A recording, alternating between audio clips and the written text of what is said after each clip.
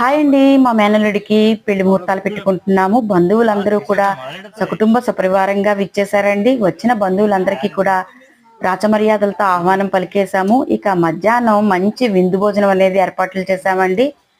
So చుట్టాలందరూ కూడా భోంచేసిన తర్వాత మేము కూడా భోంచేసేసాము. భోంచేసిన తర్వాత అలా కొంచెం సేపు కూర్చొని అలా కబుర్లు చెప్పుకుంటూ కాలక్షేపం చేస్తూ ఉంటే ఈలోపు మా సాయి పంతులు గారు వచ్చేసారు. సో మా సాయి పంతులు గారు మా ఫ్యామిలీలో ఏ కార్యక్రమం జరిగినా ఈయనే పిలుస్తామన్నమాట. సో మా సాయి పంతులు గారు మమ్మల్ని అందరినీ ఒక 2 గంటలు కూర్చోబెట్టి పంచాంగాన్ని అటు ఇటు కాస్త తిరగేసేసి ఒక మంచి గట్టి బలమైన ముహూర్తం పెట్టేశారండి. ఇక ముహూర్తం పెట్టగానే ఆ ముహూర్తం కాగితాన్ని పెళ్లి కూతురు పెళ్లి కొడుకు ఇద్దరు తరపు బంధువుల చేతుల్లో పెట్టేశారు.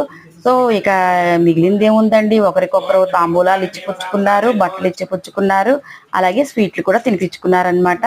సో స్వీట్లు అయిపోగానే